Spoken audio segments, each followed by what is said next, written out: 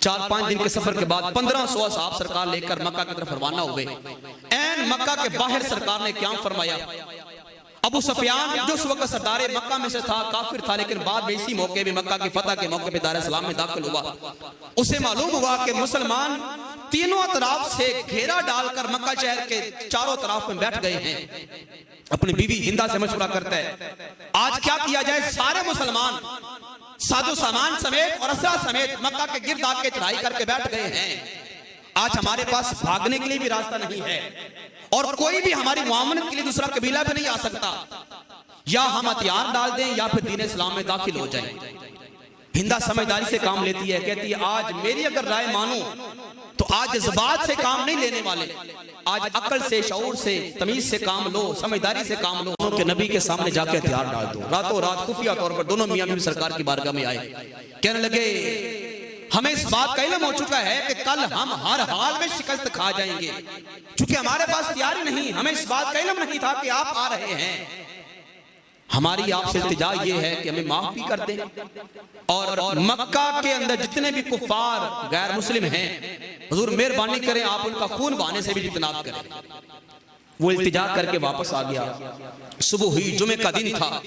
सरकार ने अपनी ऊँटनी कुसवा के ऊपर अपने आप को ज़ेब तन फरमाया और उसके बाद हज़रत ज़ैद बिन हारिसा सरकार के मुंह बोले बेटे भी थे और गुलाम भी थे, उनको अपने पीछे बिठाया। स्याह रंग का सरकार ने इमामा पहना, साहबा कराम को अपने साथ लिया, फरमाया चारों तरफ से मक्का को घेरते चले जाओ और मक्का के अंदर दाखिल होते चले जाओ, लेकिन खबरदार कोई भी बुजुर्ग, कोई भी खातून, कोई भी बच्चा जो कमजोर तुम्हें दिखे उसके ऊपर तुमने अटैक नहीं करना और हर वो शख्स जो तुम्हारे खिलाफ हथियार ना उठाए उसके खिलाफ भी तुमने मुजाहमत नहीं करनी, हथियार नहीं उठाना। ऐलान आम कर दो कि जो बंदा हर में काबा में दाखिल हो जाए हम उसे भी अमान दे देंगे। मन दाखला हुकाना आमिना खाली की तरफ से ऐलान है। और जो बंदा अबू सुफियान के घर में दाखिल हो जाए उसे भी अमान है। जिसने अपने घर के दरवाजे को बंद कर दिया हम उसे भी अमान दे देंगे, उसके साथ मुजामत नहीं करेंगे। ऐलान आम हो गया, किसी के साथ कोई झगड़ा नहीं हो रहा। सारा ये ग्रोह, ये लश्कर, ये जमात मुसलमानों की, सहाबा कराम की जब ऐन मक्का की गलियों के अंदर दाखिल हो गई, सरकार ने बड़े इत्मीनान के साथ वहां पे सहाबा कराम को इकट्ठा किया। हजरत बिलाल हबशी रज़ियल्लाहु ताला अन्हु को बुलाया, बिलाल आज छत पे चढ़ के अजान दो। हजरत बिलाल हबशी ने छत पे खड़े होकर अजान दी। इकामत कही गई, सरकार ने वहां पे नमाज खाना काबा को देख कर पढ़ाई। चूंकि खाना काबा के अंदर नमाज पढ़ने का उसूल ये है कि जब हर में काबा के सामने आप नमाज पढ़ते हैं ना, आपका सीना चाहे आप जिधर भी खड़े हैं वहां से चूंकि चारों सफ्तों में खड़े हो सकते हैं। खाना काबा की चूंकि हरम काबा गुलाई में है, जिधर मर्जी खड़े हो जाए आपका सीना खाना काबा की तरफ होना चाहिए, लेकिन कोशिश करें आपकी नजरें खाना काबा को देख रही हो।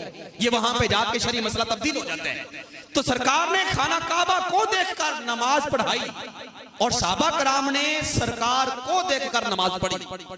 नमाज जब हो गई उसके बाद सरकार ने खाना काबा की चाबियां भी ले ली अपने सुपुर्द हो गई। जब उसके बाद सारा मक्का खड़ा हुआ है, वहां के बड़े बड़े गुंडे, वो हज़रात जिन्होंने सारी जिंदगी इस्लाम और साहिब इस्लाम के ऊपर जुल्म किए थे, सारे खड़े हुए हैं।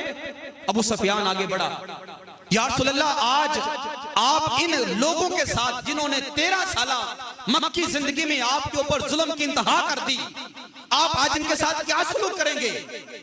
पूछा अबू सुफियान तेरी क्या राय है, क्या होना चाहिए? अर्ज किया कि या रसूल अल्लाह हमने आपको पूरी जिंदगी करीम पाया है, आपने हमेशा लोगों को माफ किया, आप करम फरमाने वाले हैं और करीम खानदान के लख्ते जिगर हैं।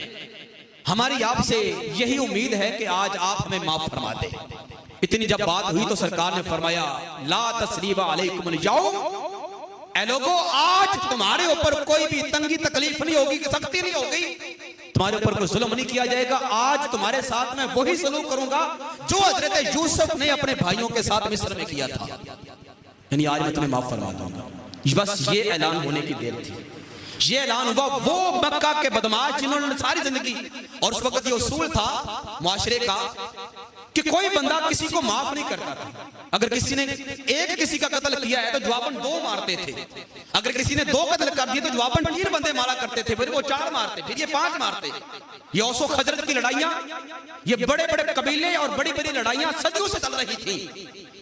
کبھی ختم ہونے کا نام نہیں لیتی تھی. ان کو معلوم تھا کہ ہم نے مسلمانوں کو پر بڑے ظلم کیے ہیں, آج ہم سے بدلہ لازمی لیا جائے گا. لیکن جب سرکار نے فرمایا نا لا تثریب علیکم اليوم, آج تمہارے اوپر کوئی پکڑ نہیں, تمہارا حال وہی ہوگا جو حضرت یوسف کے بھائیوں کا ہوا تھا.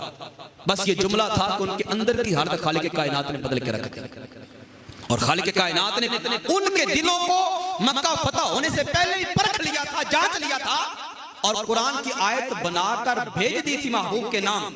فرمایا تھا محبوب آپ دیکھیں گے جب مکہ فتح ہوگا نا تمہارا ایت الناس یدخلون فی دین اللہ افواجا.